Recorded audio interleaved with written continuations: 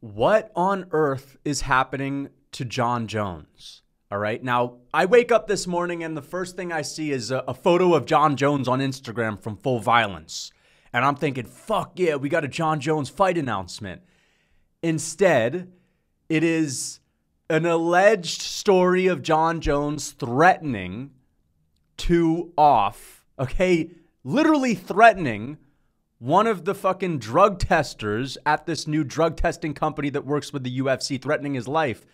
I don't know if this is true. I mean, this is all alleged right now, but at the same time, if this is true, this is fucking nuts.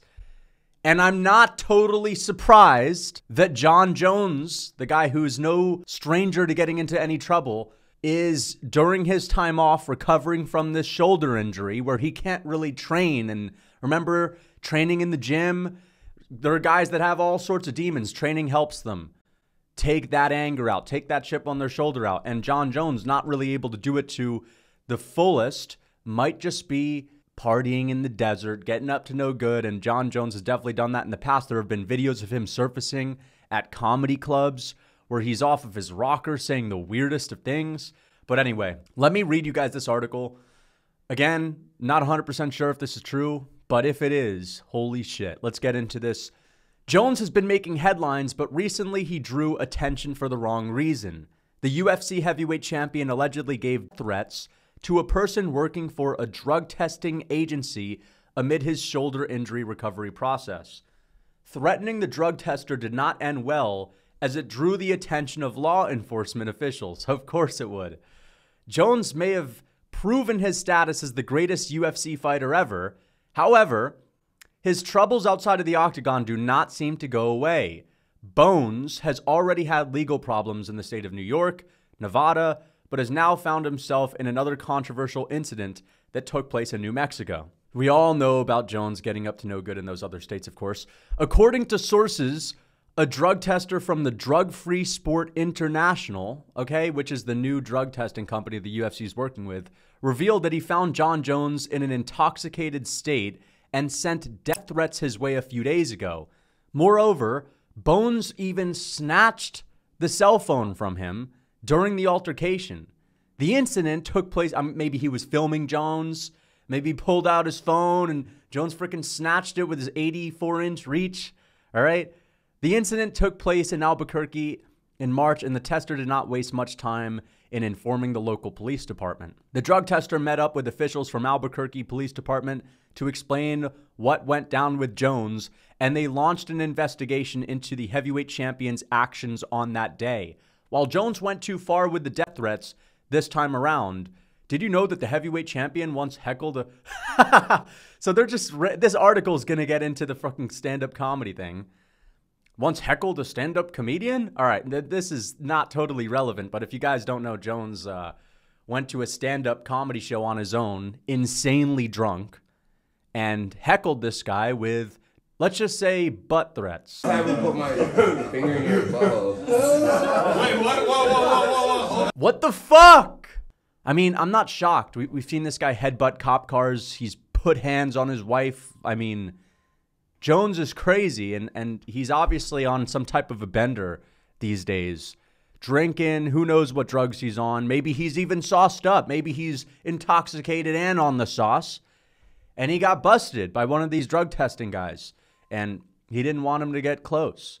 So he snatched this guy's phone, and he tried to fucking erase the evidence. Who knows what he was doing? But this guy had to call the authorities, call the cops. The UFC has bent over backwards to try to give this guy opportunities to redeem himself. After the car crash with the pregnant lady back in the day, after popping and they had to move a whole event for him because he had picograms pulsating in his system, head kicking DC, they find out he was on shit. At a certain point, if this is true, again, I don't know why this drug sport company guy would make anything up, but I don't think this guy would feel intimidated enough to go to the authorities unless there was something else going on. All right. So listen, once again, may not 100% be true, but if this is, just make Aspinall and Curtis Blades for an undisputed heavyweight title. Like, we're kind of done with the logjam at the heavyweight division. But we're going to wait for Jon Jones to recover. Even if this isn't true, we're going to wait another year for this guy to come back. Okay, even if this isn't true. Jon Jones, who had a serious shoulder injury, a shoulder tear, tore out of the socket, gruesome injury in the gym. You think Jones is going to rush his comeback? You think he's going to come back in September, November? No, dude. Jones took 3 years to bulk up the heavyweight. I don't think he's going to rush this one either. I think he's going to take a sweet, sweet time. And he's probably going to wait till 2025 when Stipe is going to be basically 43 years old and Aspinall will have had a total of 3 interim title defenses just so the UFC can have one last Jon Jones fight. All right? But come on.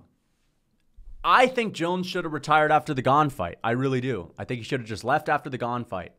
He came back, finished Gane in like 3 minutes, had a much better performance than Francis Ngannou, who was considered the lineal heavyweight champ, even though I think that Francis didn't even beat Gane.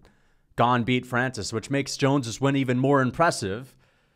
Should have retired on top. Now, this dude is in the spotlight for not only ducking Aspinall, but getting fat. It's not his own fault that he's getting fat, but he's getting fat. He's getting out of shape because of this injury. Stipe's like 50 years old. Jones is aging. You see him hobbling and cobbling around on these cobblestone knees in Australia at meet and greets. You see these things coming out in the news about him threatening drug testers. You see him heckling stand-up comics when he's alone at this bar, just totally off of his rocker, out of his gourd. And Aspinall is healthy, in his prime, young, ready to fight. And we got to wait a whole 2 years to see a real heavyweight championship fight. I mean, it's getting kind of ridiculous at this point. I think Jones is getting in the way of his own career, right? I think he is. Listen, if Jones retires after the Gane fight, this doesn't even happen. If it did happen, it wouldn't have happened because he wouldn't be getting drug tested to begin with. As soon as you're retired, you're no longer in the headlines as much, and your legacy is intact, right? It's been a minute since Jon Jones has done anything crazy.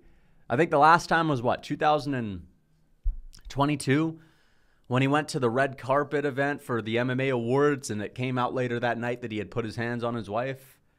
The longer Jon Jones is in the UFC, and the more things that come up like this, the more the fans are going to really start to get upset about that logjam in the heavyweight division. Again, I hope this is cleared up. I hope this is not true. I hope it's all just all a miscommunication, though.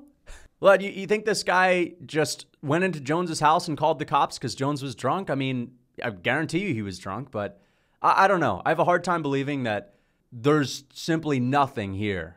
Okay, there's simply nothing here. This guy just went in there with a bad attitude. Man, I'm pissed off about the logjam in the heavyweight division.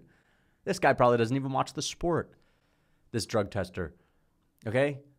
Maybe Jones has been trying to speed up his recovery, right? Trying to speed up his recovery and, drinking on the sidelines may help, speed up the time where you're going to be miserable because you're not training. I don't know, man, but I have a hard time believing it's not a big nothing burger. So anyway, hope you guys enjoyed the video. Just reading the news this morning, it's kind of surprising to me. Let's figure out this logjam in heavyweight division. And fuck, man. Hope it's not true. But if it is, that is not the biggest surprise. I'm not going to lie.